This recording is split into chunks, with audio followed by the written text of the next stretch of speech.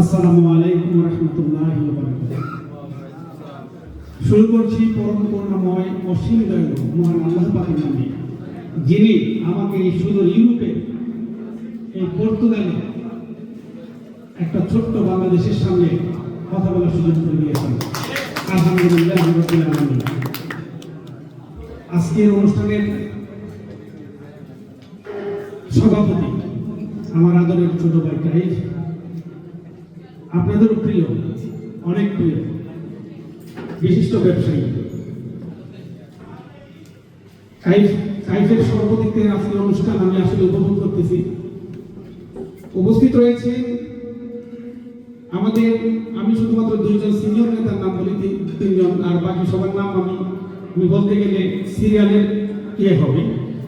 আমি শুধু এই যে জামান ভাই, আমাদের নাসির ভাই, শফিক ভাই এবং আমার ছোট ভাই সোহেল, শাহিন আর ভাই বদর ভাই সহ সর্বস্তরের নেতৃবৃন্দ এবং সুদীবৃন্দ,